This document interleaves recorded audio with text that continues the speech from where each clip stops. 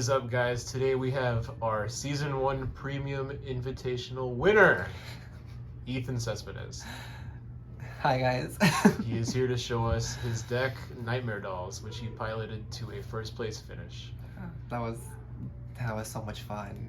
Oh, God. Yep. Yeah. Let's go straight into it. Alrighty, so to start off, of course we have Happiness Collector as our starter. She's my favorite overall. I just like her flavor text. So basic starter. We run, the Dark States over trigger. The fact that you can get 2 Vanguard swings or multiple Carol re-rides for multiple Vanguard swings makes this one just absolutely busted in this deck. Other than that, we run 4 draw PGs. The fact that you can put them into Soul, beautiful. I run the 3 crits that go into Soul just for the extra draw. And then 4 stride crits because striding is fun. We run 4 grade 3 heals because Abigail grabs them from Soul if they're in there. So always a plus. So for the grade 1s, I run 4 Abigails. She's my countercharger. She's what lets me also guarantee the re-ride. So if I happen to do a grade 2 ride play where I go to Carol and go back to a grade 2, I can fetch out my grade 3 again with Abigail and never miss it. We run 4 Leslies because she's almost a staple, really. The fact that you can get multiple swings, and if you get crits on her, you really want to see her. Now, I know a lot of people from BRO are running pretty much just these and the 4 Cray Elemental PG. I chose not to run that. It's strong defensively, but I didn't like how basically if I wanted to rush you early or even late game, I couldn't guarantee hitting over a trigger, and being stopped, especially against a Force Clan over 1 defensive where I had to hit 2 offensives to go over it, really sucked. So I chose to keep that card out and just stick with 4 Beverlys because she constantly gives power to any worker I'd put in the same column. And then my 1 tech grade 1 that I choose to run is Edith. When set up correctly, she hits over 2 defensives and she's beautiful in the game. So those are the grade 1s. For the grade 2 lineup, I run 3 Brendas. She's the basic one that says, look, go into Soul during the main phase, call something out. If that card you called out goes back in, she can come back out for free. You mostly run her to either grab the Chelseas or to grab the Ginnies. That way you can basically plus for free. I only run 3 Jennies. I saw a lot of people running her as a 4 of, and 4 is nice, but deck space wise, as I was looking at everything, I was pretty consistent with just 3. 3 became my magic number, and so I stuck her with 3. The only grade 2 I run as a 4 of is Marissa, because you really want to see her, man. She is the best ride target. The fact that you get to cycle and you get to filter your deck properly is just broken with her. I say broken, but that's just because she's strong. The fact that they make it so you can't grab any grade 2s. Oh, one thing I noticed is there was a misconception. A lot of people thought you could grab the grade 3 heals with her. You cannot grab the grade 3 heals with Marissa. She specifically states it has to be a normal unit, so no triggers can proc off of her. So you can't grab your grade 3 heals. You can only grab non-grade 2 normal units. And then for the grade 3 lineup, I run 2 Chelseas. Generally, if you see her off of the Marissa or you see her off the top 5 from Carol, she lets you be able to work with 1 counterblast versus having to have 2 to do the ride down play. I run 4 Alices. Let's put this one in front because it's prettier. Like the OR. I run 4 Alice, again, because she's one of the strong engines in this game. She helps you grab anything from Soul after she swings and lets you restand your Leslies. And then I run 4 Carols. Carol is, the main vanguard of the deck. You want to get to her for the re-rides. And if you happen to get your Chelseas with your Carols off of 1 counterblast, you can continuously do the re-ride. So it's really strong. Honestly helps the deck a lot because she selectively soul charges for you. And if it happens to be the grade 3, you get to call it out. So honestly, ideal vanguard, best one for the deck. I think we go into strides. And then strides would be... so my G-Guard lineup is, I run 2 of the Chimera because even though it's not, what's his name? Denial Griffin. He's Denial Griffin Light, or Diet, basically. Your opponent gets to choose the card, but he also is great because if you have a bunch of grade 3s in hands, which usually you have with Abigail because she lets you grab them back into soul, or from soul to hand, you can basically turn those grade 3s into a 10k shield. So it's no longer a dead card in your hand. Our G Flipper, who is also a 30k shield, I've used this so many times and I'm so happy it's in the deck because the fact that I can block a lot of the dragons, sometimes from Grand Blue, or I can draw a lot of, DP cards because of it. It's solid. And then the only other G card I run is the Wandering Dragon. This is basically my card that lets me get around Guard Restrict because it lets me soul charge a card and grab anything from my soul. Busted when you want to grab a PG that you soul charged off of Marissa, or you soul charged off of Abigail on the ride, or you got off of Carol. For my main strides that I go into, we run the Run Dust because you can consistently get the rewrite off of Carol, and you can always constantly add it back to your hand. You can almost always guarantee you have the resources to do a Dust play. Finishes a lot of games a lot faster sometimes, and it's just great. I run 3 Yvettes. Actually might change that pretty soon, just because I actually want to add one more Chimera to the deck, but 3 Yvettes. Because she is your go-to target off of Dark Lord Princess. Remember, Dark Lord Princess says you flip any card in your G-Zones up, and any G-Zone face-up card with Magia you can go into. So Dark Lord Princess into Yvette is strong, especially when you want to call out a Leslie and give it that power. I run 2 Leotinas. She's great for the Guard Restrict, and if you have the soul, you can build an entire board and a bunch of Leslies, a bunch of Alices, and just go for a kill because it's 2 for the rest of the turn. And then the last card I run Beatrix. I don't go into her as often as I used to, but sometimes she's honestly the optimal play because you can get multiple rewrites with it and end the game with that. So that's pretty much the deck list that I put together. And it's just fun. I enjoy it more than the BRO build just because it lets me become more aggressive and lets me rush early and hit over defensive. So that's my build. Is there anything you would change after this event? After this event, honestly, I probably would take 1 Yvette out and just add an extra Chimera.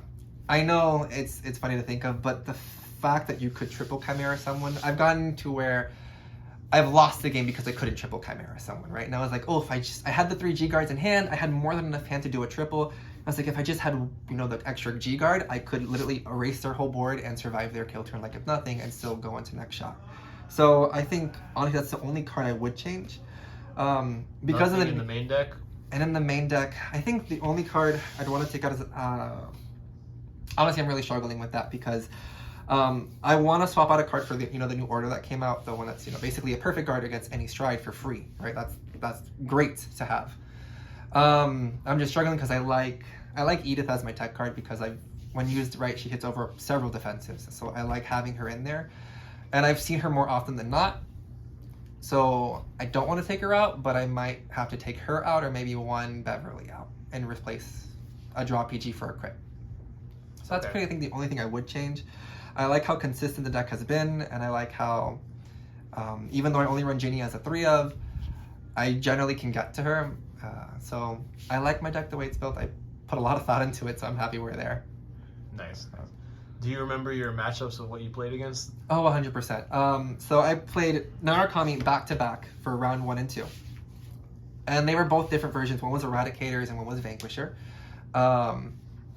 Thankfully, on Team Kingslayer, we have, Robert Garcia, who is a Narukami main. And so I play-tested a lot with him, and we've done several matches against each other. And so I had a good understanding of what to do against it to survive. And so because of that, I'm not going to say any match was easy, because that's not true at all. Every match was difficult, but I had a better understanding, which helped me play well against it. Game 3, or round 3 technically, I played against Logan, and he was playing Tachikazes. And that deck is not fun to play against, especially when they can just bring this 27 beat stick out on grade 1, and you're like, well, I don't really know how to block this without killing my hand entirely. So you're just going to have to take those. And that's not fun. Ended up getting that game too. But last time I had played against him, he just destroyed me. So, like Tachis, if they get that grade rush super early, you're kind of just steamrolled. Game 4, I played against Sheldon.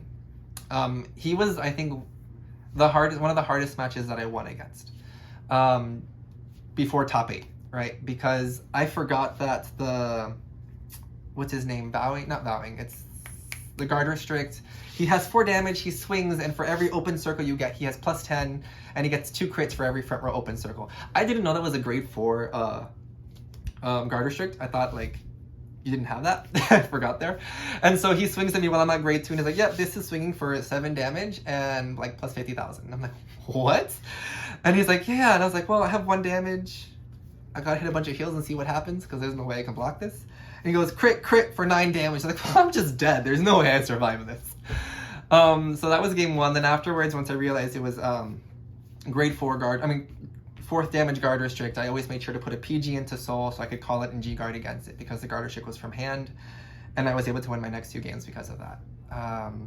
Afterwards, we go to round 5, and I played against Eric, another member of Kingslayer, and we played several matches against each other, and oh my god, my hand was just really, really bad also, and he kind of just steamrolled me. Like, that one was streamed, which was really sad that one was streamed, because I just got bodied so fast on stream. But always enjoy playing with him. It's always fun. But definitely want to do more games against him to get a better understanding of what not to do. But that was the one game I lost during the event. Afterwards, we go to top 8, and in top 8, I played against Heart Ollie, another Kingslayer member.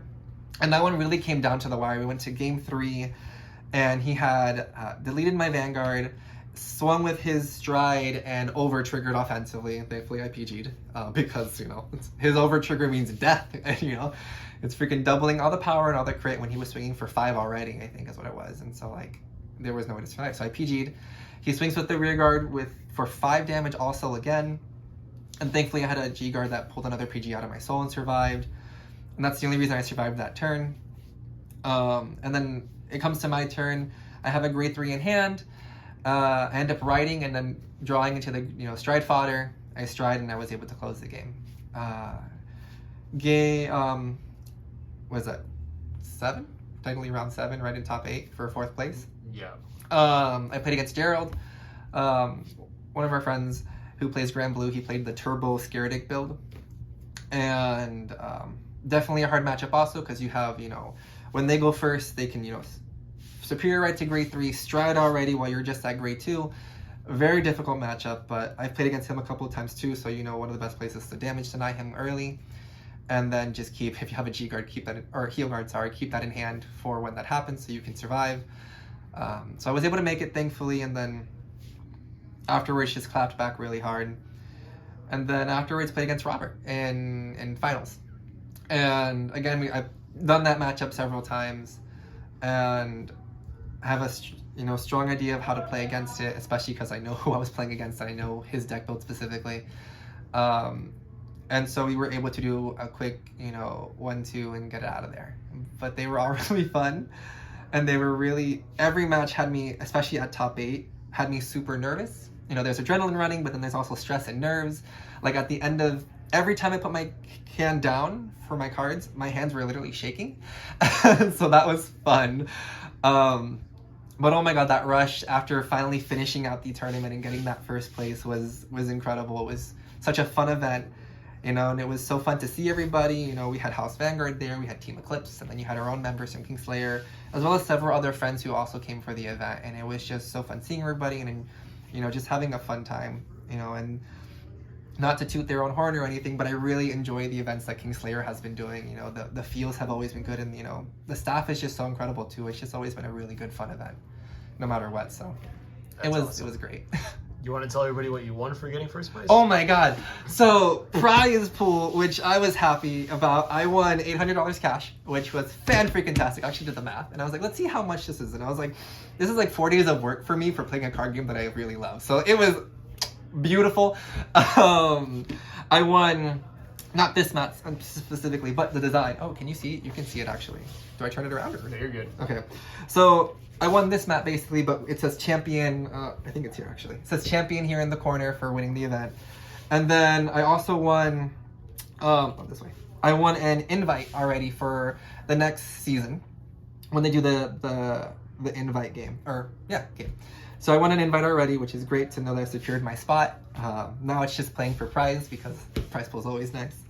And then the last thing I won was a trophy. I unfortunately don't have it with me, but it's actually it's like a trophy, like what, like pretty big. It's like this big. And oh my god, it looks so nice. I actually like have it up in my room and like just displayed because I think it's really cool.